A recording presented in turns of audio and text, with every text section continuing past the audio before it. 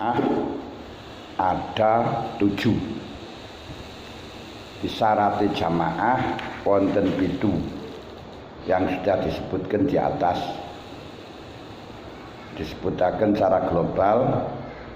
Pertama, adanya imam tidak melebihi, tidak lebih maju daripada makmum di dalam masalah tempat. Jangan di dalam tempat secara kitab tempat dalam arah kiblat. Ukurannya kemarin sudah kita bahas. Kalau berdiri dengan tumit, tumit niku tungkak. Kalau dalam tidur dengan kalau dengan duduk yaitu pantatnya. Kalau dengan tidur sing karo mlumah yaitu kepalanya. Dalam masalah kaki tidak ada urusan. Wis niku. Syarat yang kedua, harus niat berjamaah dengan imam yang hadir. Kapan niatnya jamaah? Kemarin kita ketahui bagi sholat yang wajib berjamaah harus diniati dengan takbiratul ihram. Diniati niat jamaah bersama takbiratul ihram. Untuk sholat yang wajib dilaksanakan dengan jamaah. Nah, sholat yang wajib dilaksanakan jamaah itu ada berapa? Kalian pinten kemarin? Talina. Sholat yang wajib dilaksanakan dengan berjamaah hanya 4. 1. Jumat. 2. Sholat mu'adah. Sholat yang dibaleni masih dalam waktu.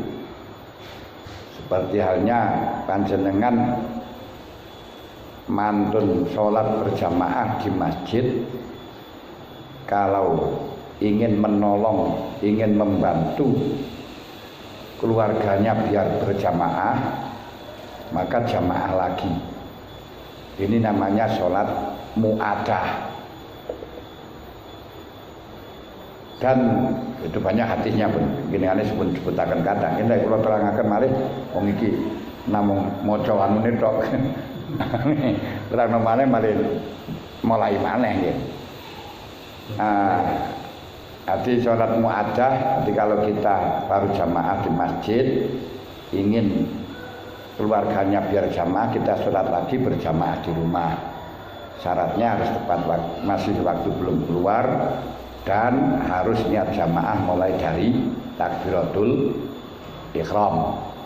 Dan makanya nggak ada alasan nggak mau datang di masjid agar supaya keluarganya bisa jamaah. Itu alasan yang dibuat-buat supaya orang mentoleransi atau menganggap bahwa dia tidak berjamaah di masjid ada uzur.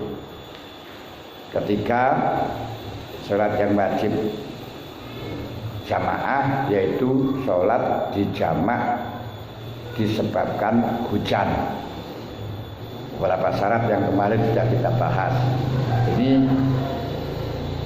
kalau kita berjamaah harus niat mulai takbiratul ihram. Yang terakhir, sholat yang dinazari dengan jamaah. Kalau di situ sholat yang tidak harus dilaksanakan jamaah, tempatnya niat berjamaah adalah sebelum kita mengikuti imam dan sebelum menunggu imam dengan jangka yang panjang.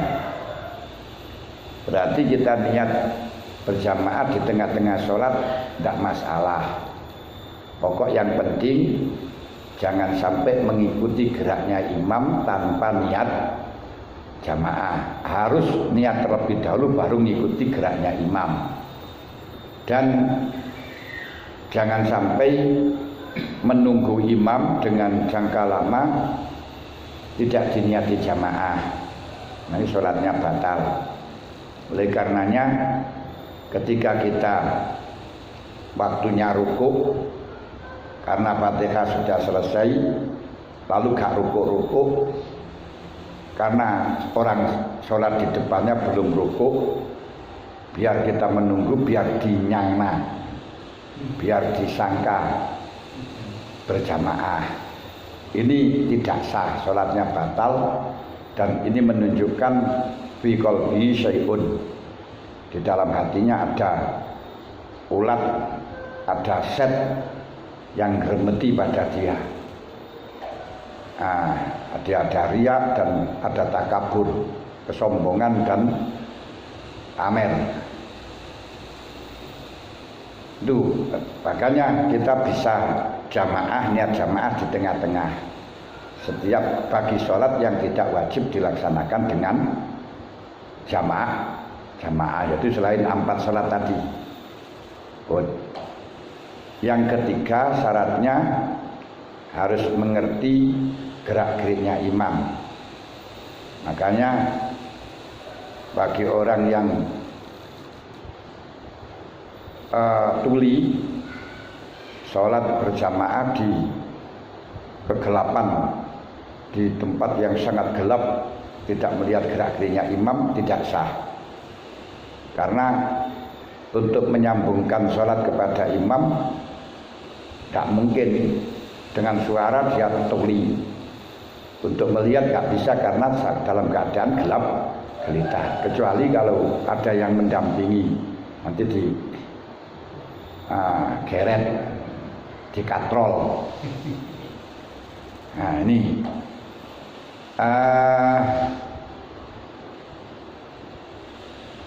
atau orang tunanetra dan budek, itu jamaahnya juga tidak sah.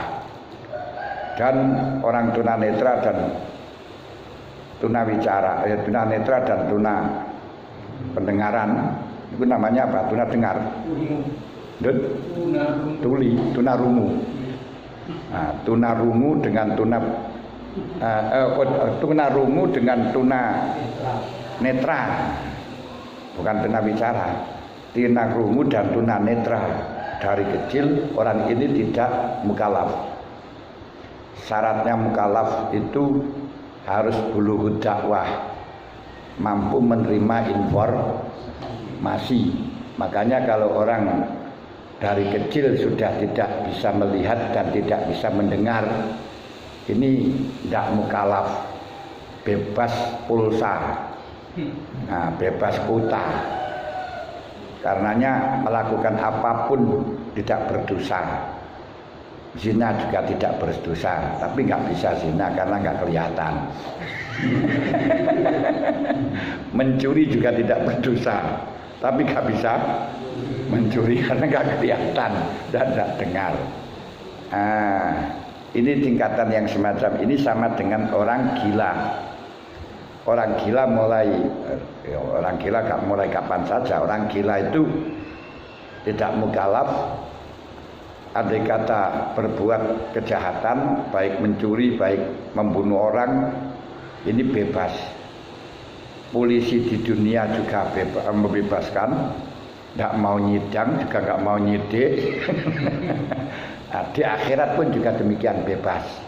Dan nanti akan masuk surga yang namanya surga ikhtisos.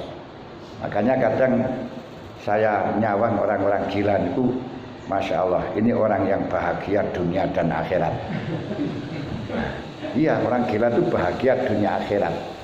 Tidak pernah mikir ada corona, tidak pernah mikir ada krisis moneter, krisis pangan, ekonomi, semuanya gak ada, gak mikir.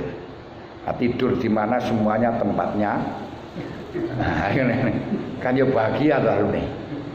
Hidupnya non-stop bahagia. Dan dicaci maki ya malah tertawa. Nah, ini hebat itu nih. Nah, untungnya gak punya dosa dan dia akan masuk surga. Sedangkan kita yang bisa melihat, bisa mendengar, bisa membaca, ini kalau ternyata tidak bisa untuk memanage, maka kita lebih hancur dibandingkan orang gila. Mendingan orang gila daripada kita.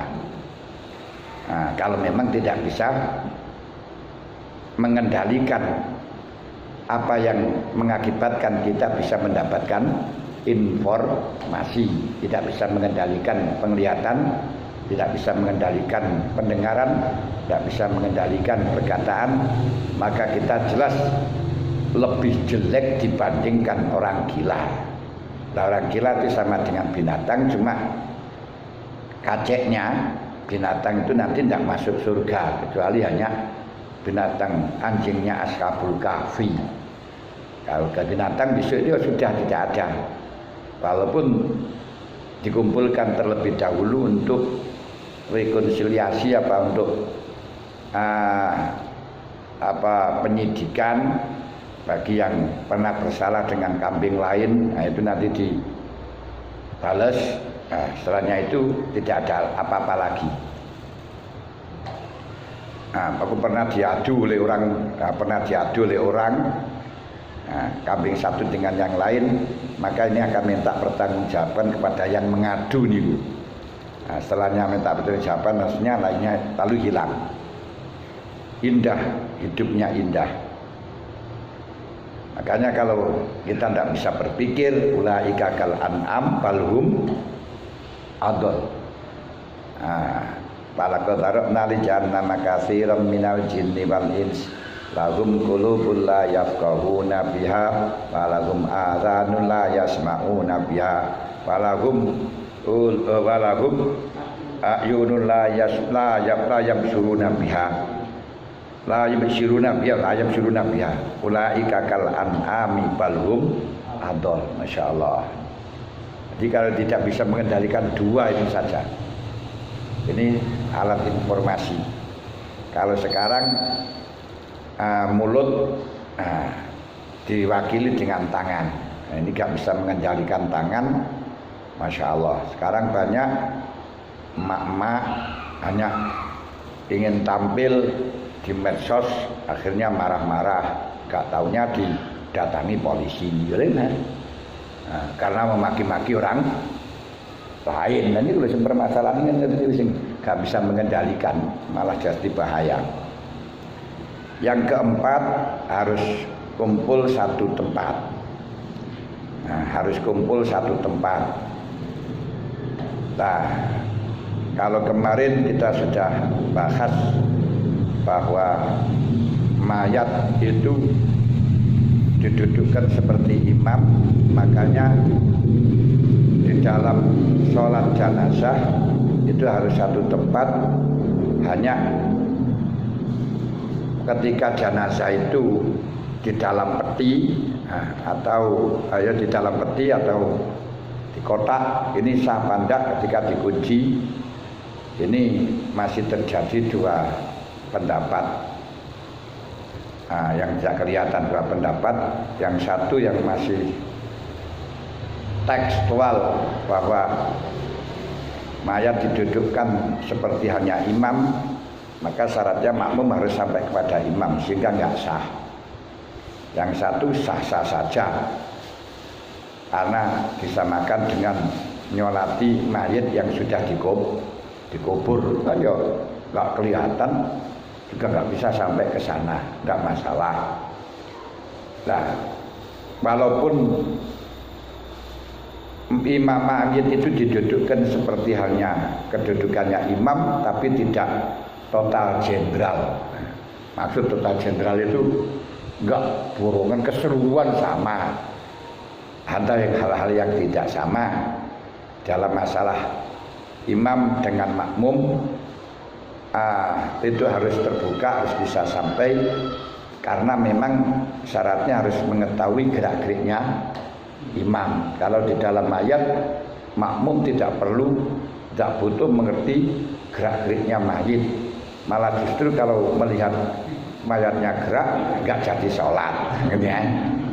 Nah, itu perbedaannya di sana. walaupun sama, mirip tapi tidak sama. Kalau saya bahasakan dengan tidak total jenderal. Itu bahasa apa?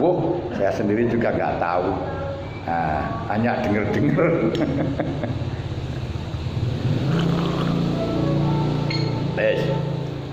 Yang ke-5, dan kemarin untuk masalah berdiri di atas, di bawah, dan sampai masjid misalnya apa itu namanya, di atas ada panggung, terus pintunya di belakang. Kok ini pokok di sini ada pintu yang yang bisa masuk, umpama ada dikasih tampar bisa turun, itu tidak masalah, nggak apa-apa. ke-5, sholatnya imam dan makmum harus aturannya sama. Makanya tidak sah menyambungkan sholat yang aturannya tidak sama. Contohnya seperti berjamaah dengan sholat jenazah, nggak sama aturannya.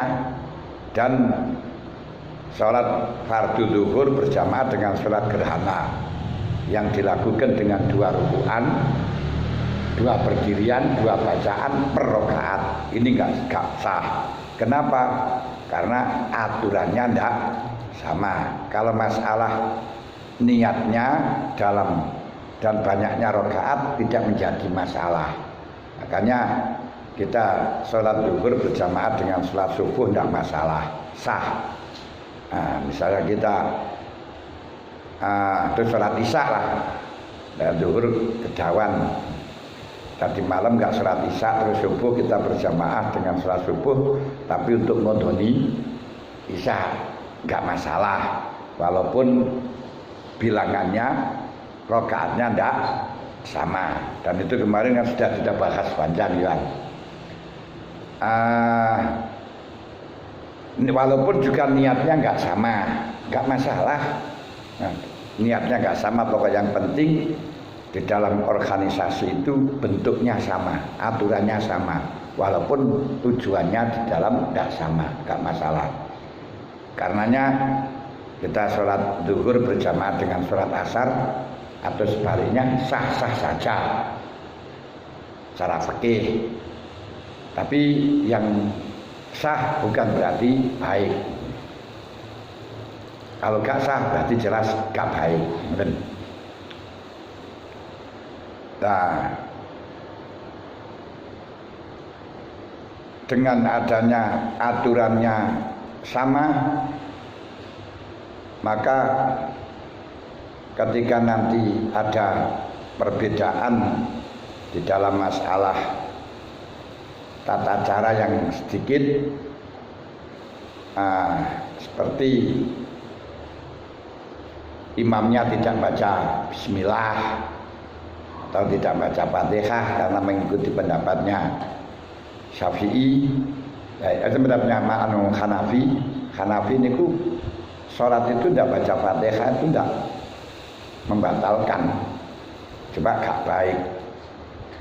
Yang penting baca 3 ayat, karena dawuh Kanjeng Nabi, dawuh Gusti Allah, faqra'u ma tayassara minal Quran. Bahkan bagi makmum gak usah baca Fatihah kalau kita sudah mendengarkan Fatihahnya imam, udah sholat aja. Nah, ini bagaimana kalau ternyata akidahnya makmum dan imam gak sama? Ini menurut Imam Syafi'i, ya dari Syafi'iyah masih ada 2 pendapat. Yang jelas yang sudah disepakati, syaratnya berjamaah, makmum tidak boleh menekatkan batalnya sholatnya imam. Kalau makmum menekatkan sholatnya imam batal, tidak sah. Cuman ukuran batal tidaknya ini, apakah dengan mazhabnya makmum, apa dengan mazhabnya imam, ini yang masih belum jelas. Akhirnya terjadilah perbedaan pendapat. Karena terjadi perbedaan pendapat, yang baik bagi kita tidak usah berjamaah dengan orang yang menurut kita sholatnya nggak sah.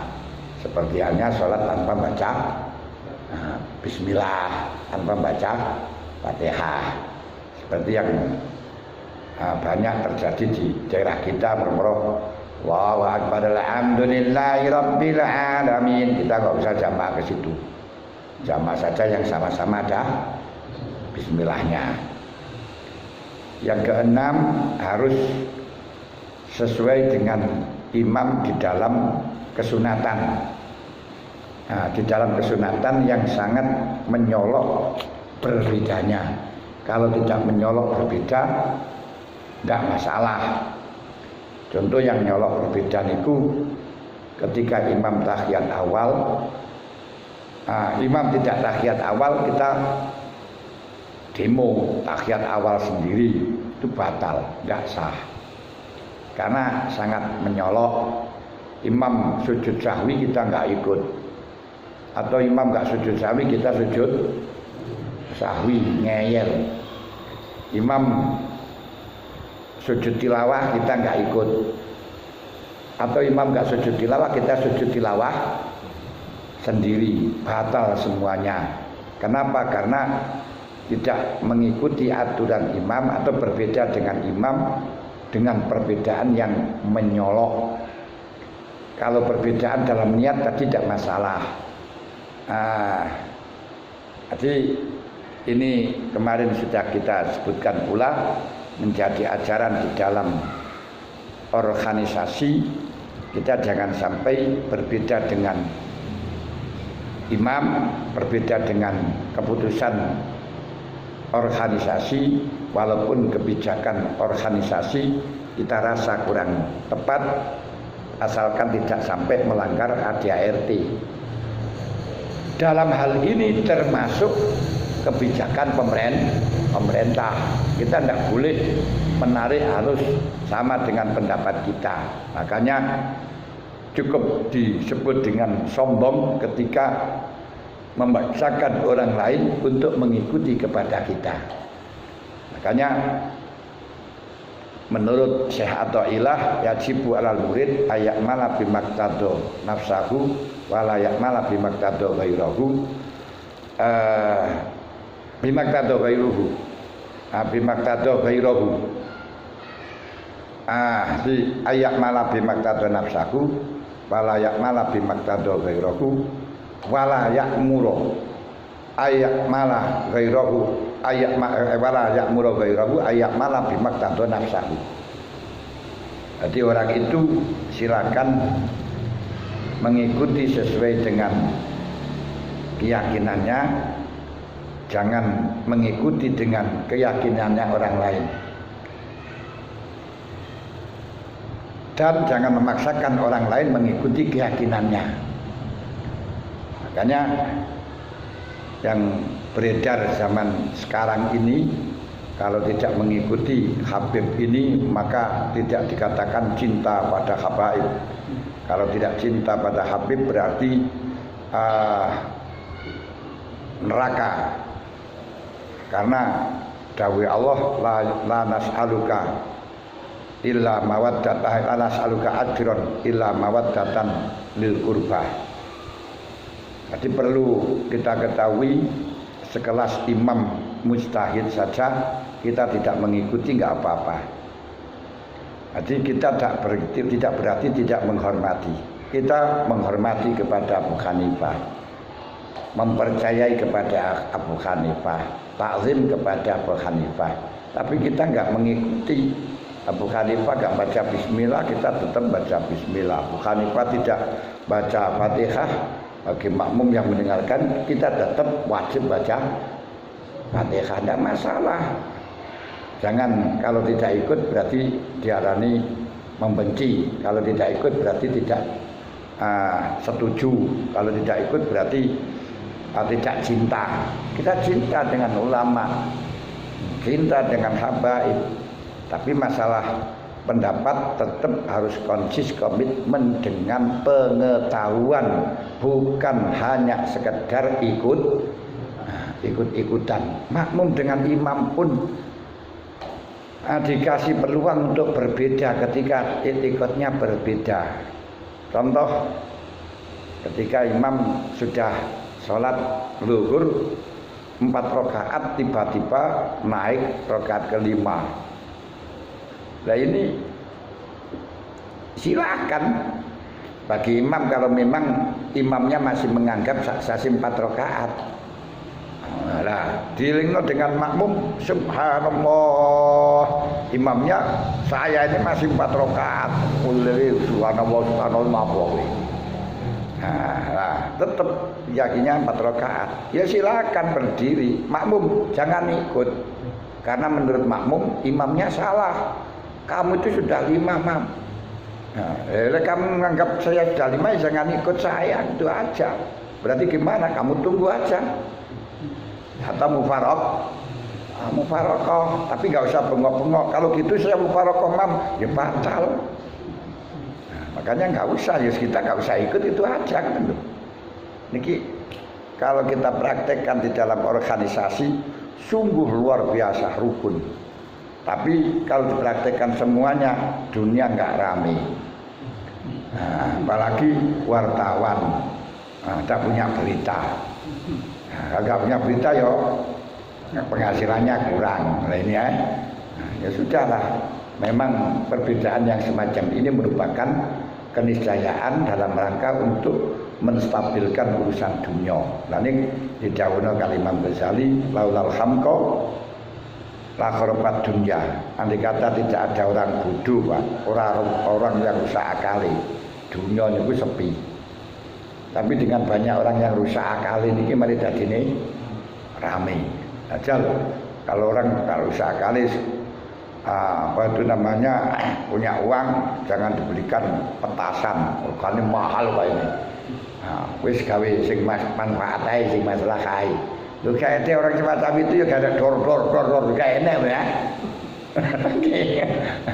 Biarinlah ada kampung, ada orang yang rusak akal itu malah justru kami nah itu lausya Allahu la amana man fil ardi kulluhum jami'an bener laula taqullahi nasaba malabatin lahu dimas sawami wa biyadu wa salawatul ladhi yadkaru biha ismullah. Kalau enggak ada persaingan semacam itu nanti jumatan barang ya gak enak gak rame gitu.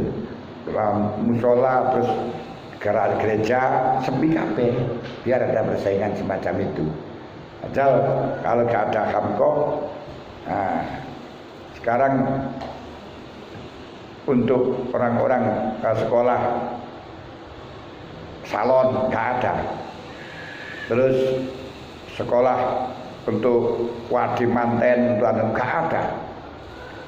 Nah, tapi dengan adanya hamko, akhirnya sekolahan ada terus menyewakan wadi sampai 5 juta lebih sampai 10 juta ketip-ketip padahal kan gak enak gunanya belas lah warung ya enggak.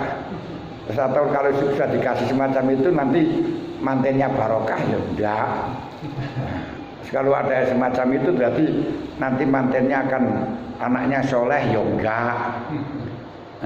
Terus mantennya suki ya enggak. Duanya nih gak ada masalah.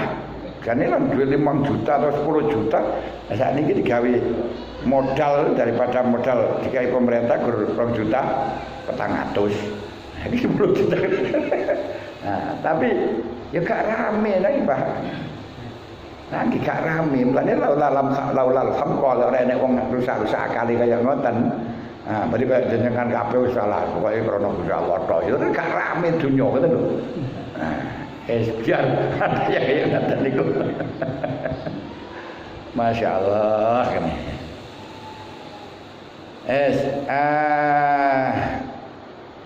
Yang ketujuh, ini mau nomor pinten niku nomor 6 niku tidak berbeda, harus tidak menentang dengan imam dalam kesunatan yang menyolok. Kalau berbeda dengan imam dalam melakukan kesunatan, cuma perbedaannya tidak menyolok. Tidak menyolok ini pun tidak kelihatan. Contohnya imam kunut kita enggak kunut, imam enggak kunut kita kunut, tidak masalah. Kenapa? Karena tidak mewujudkan perbuatan yang nampak berbeda dengan imam. Nah, sekarang yang nomor 7 Yang nomor 7 terakhir nih Pak. Ini yang terakhir. Yaitu tabaiyatun bi ayat akhara ikramuhu bi ayat akhara ikramuhu. Harus mengikuti imam. Kata mengikut jangan di depan. Di depan itu namanya pengawal. Makanya fatwal kayak pengawal di depan. Nah, enggak di belakang. Kalau di belakang itu pengikut. Oleh karenanya jangan sampai takbiratul ihram kita itu mendahului imam. Apalagi menyamai. Kalau menyamai di dalam takbiratul ihram, menyamai di dalam salam, batal salatnya. Tidak ada kalau di selain takbiratul ihram dan salam menghilangkan fadilahnya jamaah. Gak dapat fadilah jamaah di dalam masalah rukun yang bersamaan. Nah, kecuali yang diperintahkan untuk selalu bersamaan adalah baca amin. Hanya itu saja.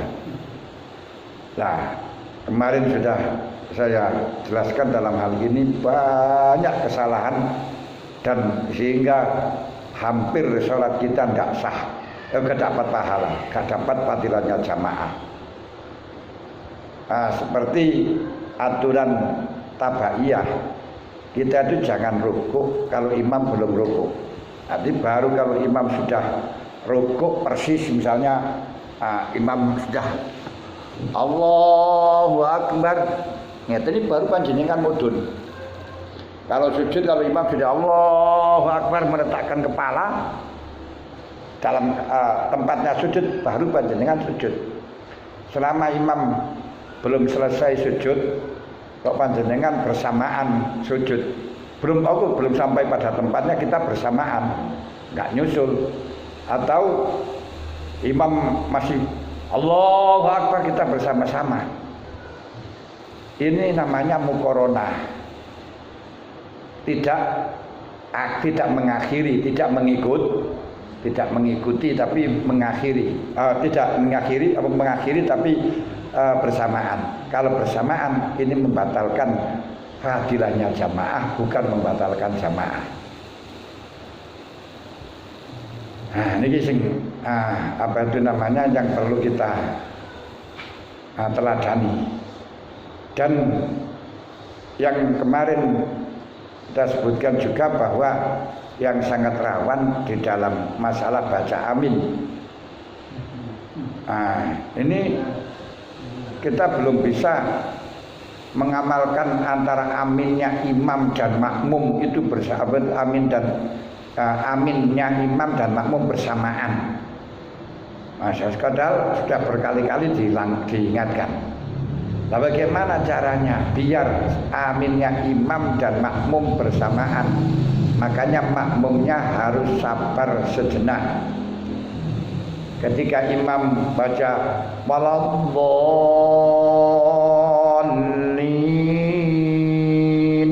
jangan amin.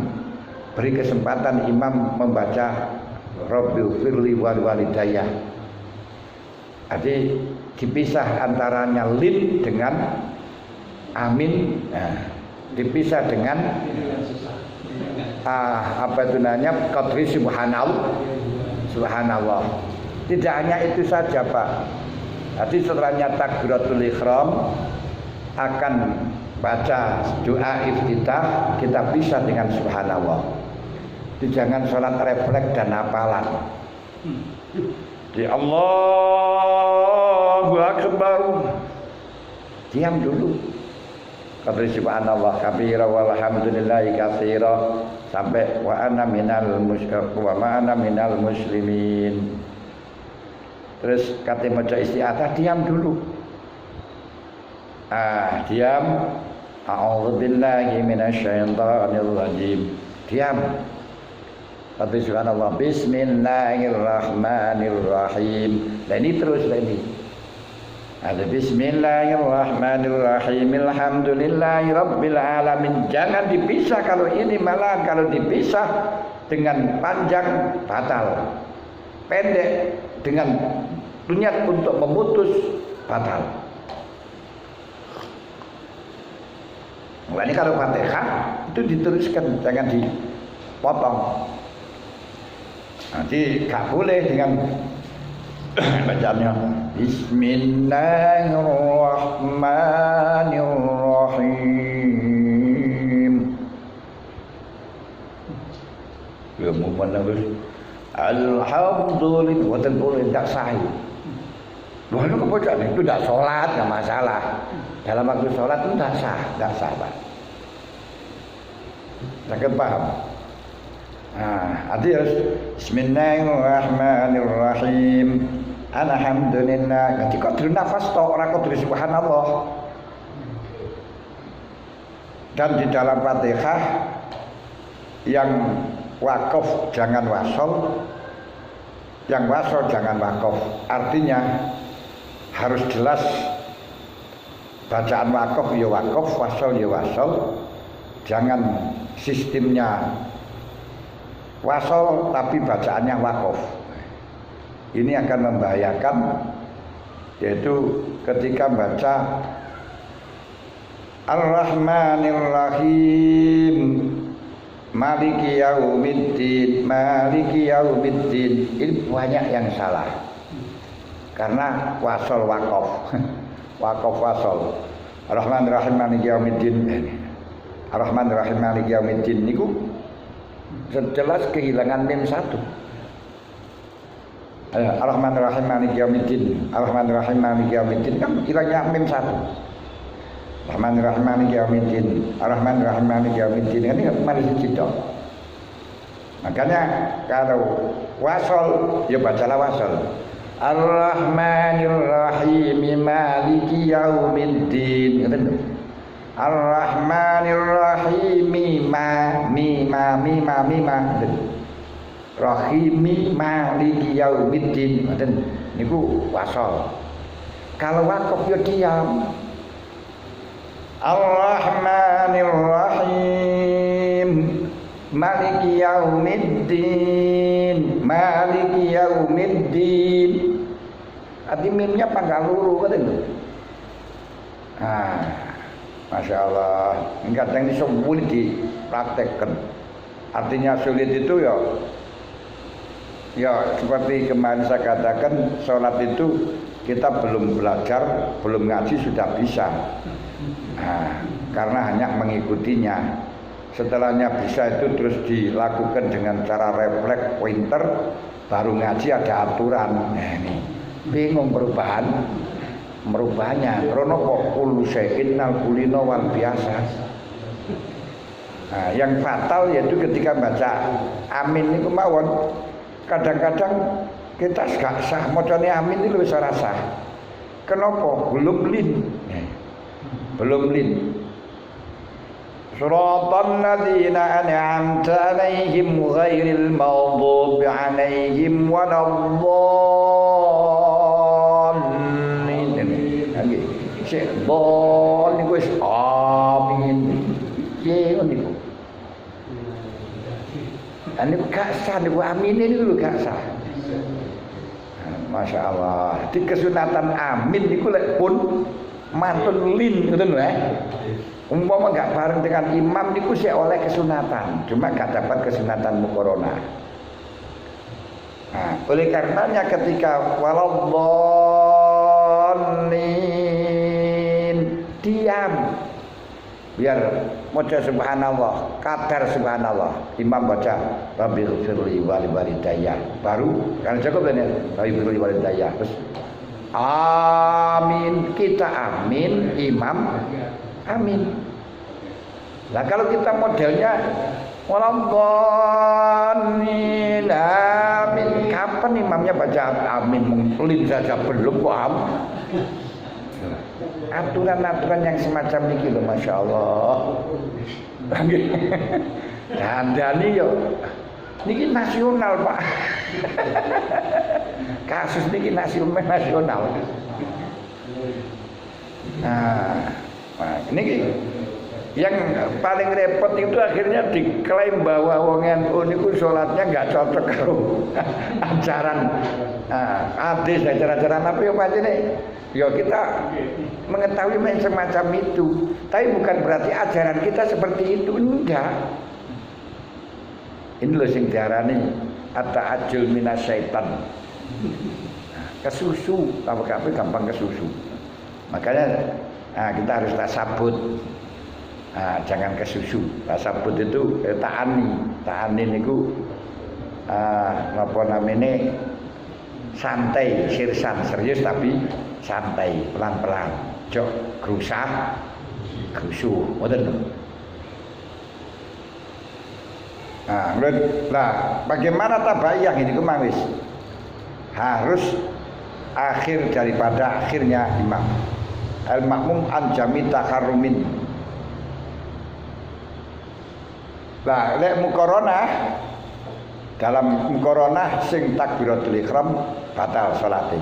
Atau sebagian takbiratul ihram atau mamang atau korona atau tidak sampai waktunya lama. Mamang mukorona ora karo imam batal salate, gak sah. Kenapa gak sah? Karena kalau kita takbiratul ihramnya tersebut mendahului batal salatnya karena tidak kabar biru wali anau nawali tidak bigari musallin. Kita niat manut kepada selain orang salat. Lah wong sing di nuti niku durung takbiratul ihram kok kita berjamaah nggih sapa? Nah gitu. Sholli fardhu parusa berarti makmuman lillahi taala. Allahu akbar. Makmum nang sapa kamu? Lah itu durung takbiratul ihram belum salat kok. Berarti makmum kepada orang yang tidak salat, enggak sah. Nah, niki sing takbiratul ihram niku masyaallah. Dan wa ala ya'tamija ma ilmi tahrimimin taqadduman bitamami ruknaini au bilaini walau qasyiraini wa ala ya'tamija ma ilmi tahrimin taqadduman bitamami ruknaini au bilaini walau qasyiraini. Tidak punya sengaja mendahului imam dengan dua rukun fi'li yang terus menerus dan mengetahui keharumannya walaupun qasir. Contoh, ketika panjenengan ruku, imam durung ruku, terus panjenengan berdiri dari ruku, ini belum batal. Tapi ketika imam sing ngadeg terus panjenengan baru melepaskan sangka rukuk, sangka i'tidal, batal salate. Lah di sini tidak boleh mendahului, jadi batal salate baik. Nah niki sengaja atau tidak sengaja niku batal. Lek mendahului imam itu batal. Ada uzur atau tidak uzur keliru. Ada uzur atau tidak ada uzur tidak boleh, walaupun asalkan sengaja nggak sengaja ya nggak masalah, nggak sengaja nggak jadi masalah. Dan tidak mengakhiri atau takhallufan bihima, ngereni dua rukun cuma bila udrin. Niki bedane ngoten. Kalau kita mendahului imam dua rukun walaupun pendek tanpa uzur, ya apa baik ono uzur atau tidak ada uzur batal. Ya, batal. Tapi kalau kita ngereni imam, ngereni ketinggalan dua rukun walaupun qasirah tanpa uzur batal. Kalau ada uzur ditoleransi ketinggalan tiga rukun yang panjang-panjang. Saya paham. Jadi kalau ketinggalan, mendahului yo jarang kita ono wong mendahului imam ku jarang. Bersamaan sing kata. Lek ngereni keri ketinggalan imam 2 rukun tanpa uzur batal. Kalau dengan uzur fa in khalafa batalat sholatuhu au bi arba'in fa in khalafa batalat sholatuhu au bi arba'in tawilatin bi udrin, atau ketinggalan 4 rukun dengan uzur. Berarti 3 rukun tidak masalah asal dengan uzur. Kalau sampai rukun 4 walaupun ada uzur batal. Contoh yang tidak ada uzur, Pak. Imam baca Fatihah, imam rukuk. Semestinya Fatihah kita itu ditanggung oleh imam. Maka kita nggak perlu baca Fatihah, karena kita datang terus imam sudah rukuk. Atau Fatihah kita tidak ditanggung, cuman kita sudah sadar, sudah ngerti kalau kita baca iftitah itu gak akan muat untuk baca Fatihah. Muayal. Allahu akbar kabira walhamdulillahi katsira. Subhanallahi bukratan wa asilah. Padahal imam baca Fatihah. Akhirnya imam sujud, imam rukuk, kita masih belum baca Fatihah, maka kita harus baca Fatihah. Menurut mazhabnya Imam Syafi'i, baca Fatihah. Karena kita harus baca Fatihah, gak boleh ikut imam. Kalau mengikuti imam batal, sebab kamu punya hutang, tanggunganmu belum beres. Imam i'tidal, lah ini dilematis. Kalau sudah i'tidal dilematis. Dilematisnya gimana? Kalau kamu nanti imam melepaskan dari i'tidal, tetap belum rukuk, batal salatmu karena ketinggalan 2 rukun terus menerus rukuk dan i'tidal tanpa uzur. Nah, tanpa uzur ini meliputi tadi yang mestinya niku makmum ditanggung tapi dia mau Fatihah. Atau dalam kasus niki, ketika kita sudah tahu tidak menemukan zaman yang cukup untuk maca Fatihah. Kalau kita menemukan zaman yang cukup untuk maca Fatihah, kalau tidak istighol dengan kesunatan. Dan kita tahu kalau melakukan kesunatan akhirnya gak menemukan, ngeyel. Ini kan gak ada uzur. Nah, kalau gak ada uzur macam ini, terus imam i'tidal, kita masih tidak boleh rukuk sebelum baca Fatihah. Karena kita gak ditanggung oleh imam sebab menemukan zaman yang cukup untuk baca Fatihah. Begitu imam akan lepas dari i'tidal, kita dilematis, maju kena mundur kena. Dilema niku mboten. Dilema maju kena mundur kena. Bagaimana kalau Anda mengikuti imam dalam rukun ketiga batal sebab masih belum sempurna Fatihahnya.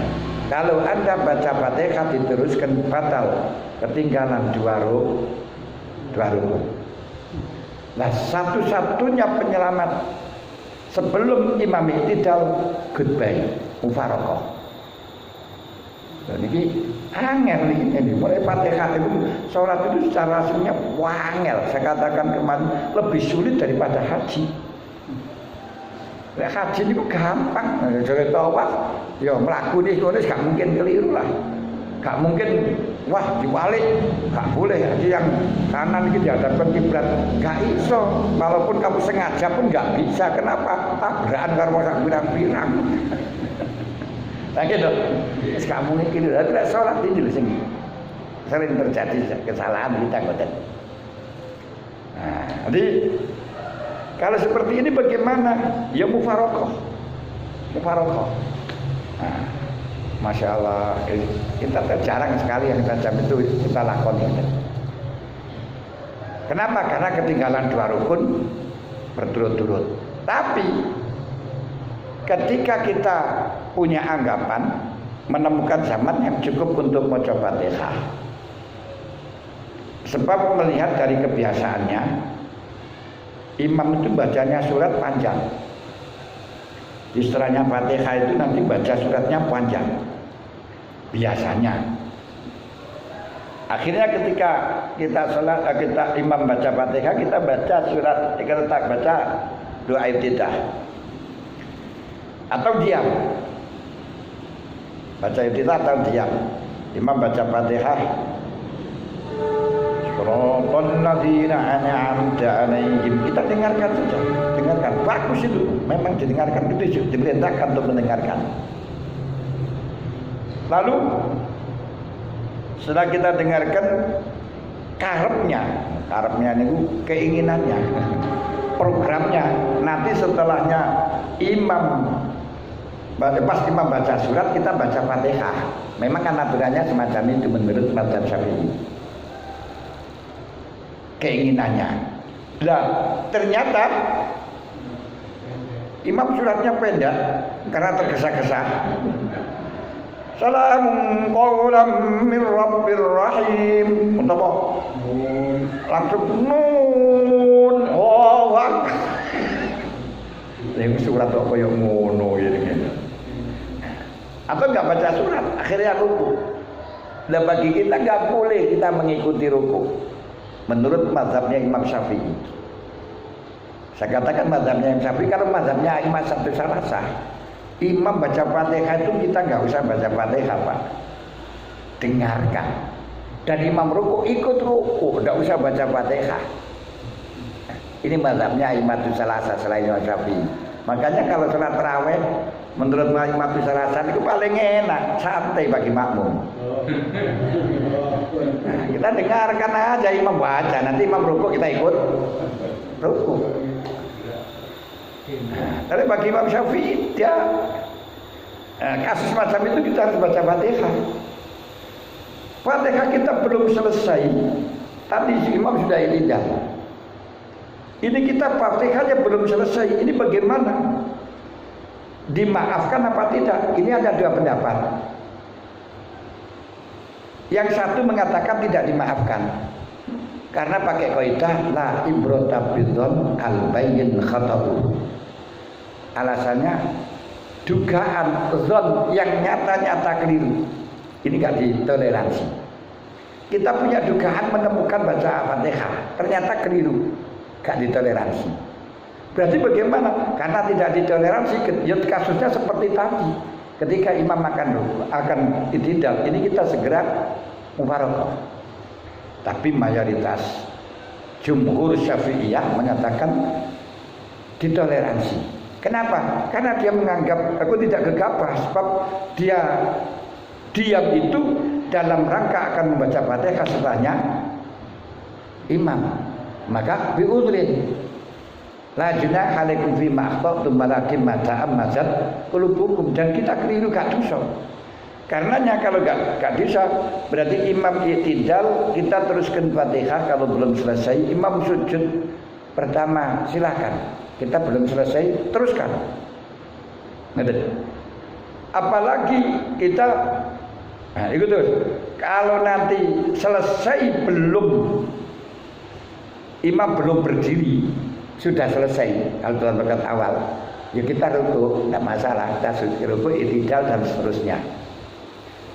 Tapi kalau kita selesai Fatihah ternyata imam sudah berdiri, di sini kita tidak boleh ruku, tidak boleh sujud, langsung operasional mengikuti rakaat kedua.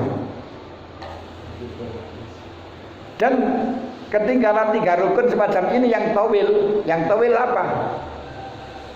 Ruku, sujud pertama, sujud kedua, tidak masalah. Karena ada uzur. Baru nanti di dalam dalam rukun keempat yaitu berdiri, kita wajib langsung ikut berdiri. Kalau ternyata di dalam rakaat kedua juga kasusnya semacam itu, ya terus seperti itu. Bahkan bisa terjadi nanti imam dapat 4 rakaat, makmum belum dapat 1 rakaat.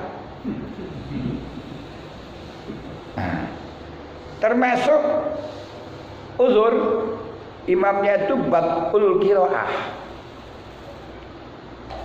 atau mamang tadi biudrin aujabahu nahwu batin, yang udzur itu disebabkan sesamanya batin. Batin itu aujabahu kang ngajibaken ing udzur, netepaken ing udzur apa nahwu batin padane kendune maca Fatihah.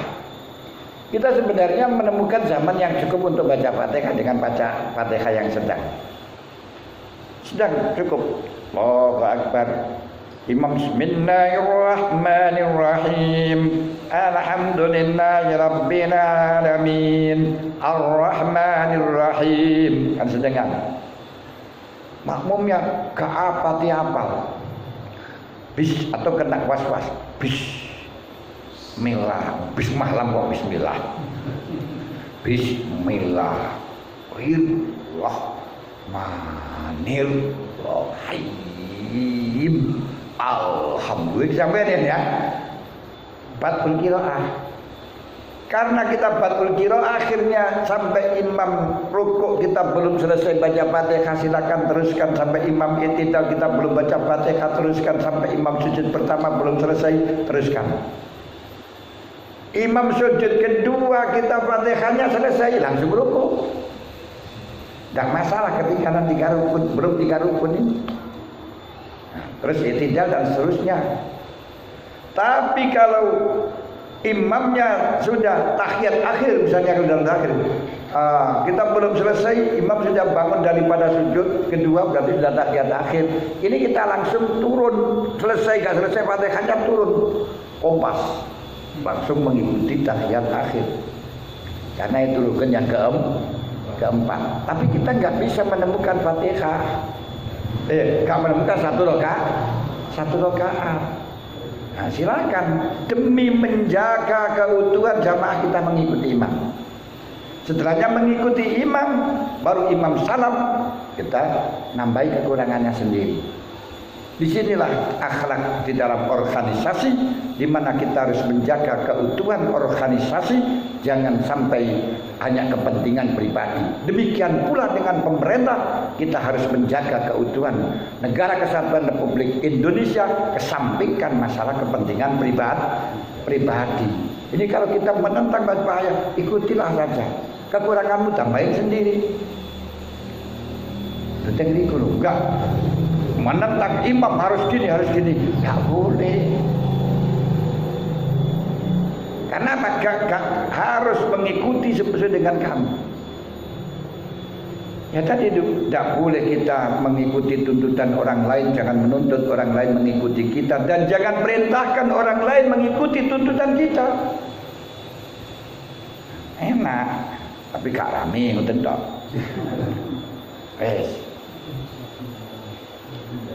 Ausyakin fi qiraah, atau ketinggalan di rukun yang ditoleransi tadi, ketika imam akan ruku, kita baru datang mamang, lah memang baca Fatihah belum. Kenapa sih? Karena sholatnya itu nggak hadir. Waktu sholat oleh setan dibawa ke Daud. Karena pasar akhirnya ya. Waktu imam baca Fatihah kita ke pasar. Oh, sepatu memang dekat hampir kan. Wah, sesuk deline entek ini golek dari nang endi gini kan ya. Wah, ini. Seterusnya ini. Baru sadar imam rukuk, Allahu Akbar. Fatihah belum. Nah, ini kalau menurut mazhabnya Imam Syafi'i didenda wajib baca Fatihah. Dan seperti kasus tadi, ini ketika mamang, ini ketika rukun dimaafkan. Malah. Nah, kalau kalimat salah gak ada masalah nih. Awas wasatin, la waswasatun. Tapi kalau waswas tidak ditoleransi. Tidak ditoleransi. Kenapa? Karena waswas itu buktinya tidak valid. Tapi hanya rusak akalnya. Aku mau Fatihah durung ya, kan. Tapi aku mau mencoba Fatihah cuma wis cocok apa yang duwe niku was-was saja. Jadi makanya was-was itu tidak merusak keimanan. Imanku sah diukur, imanku cukup apa, imanku sah apa, itu tidak masalah. Tapi kalau aku iman apa, mamang itu batal.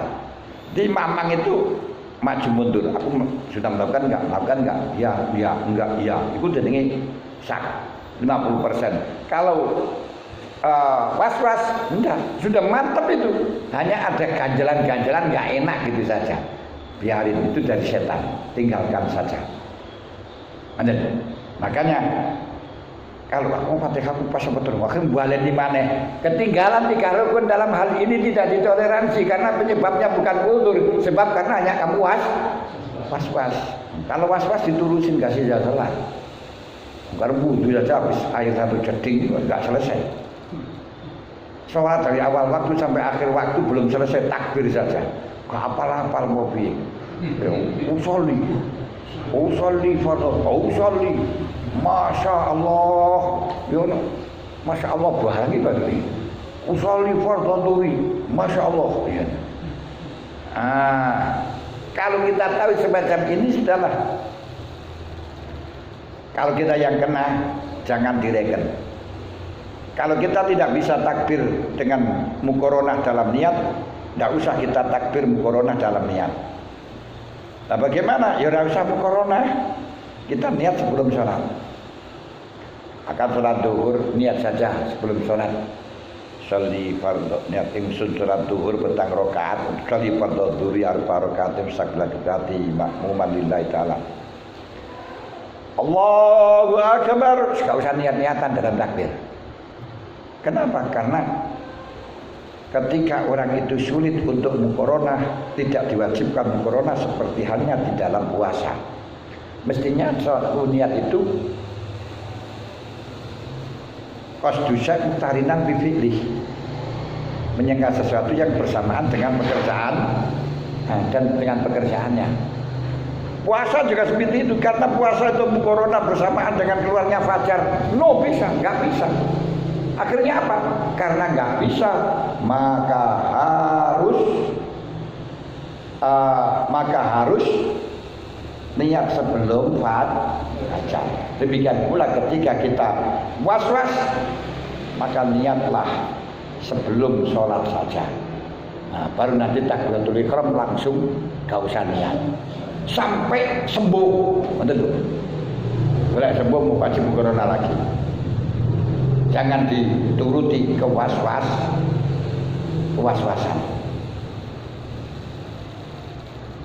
Sangat paham?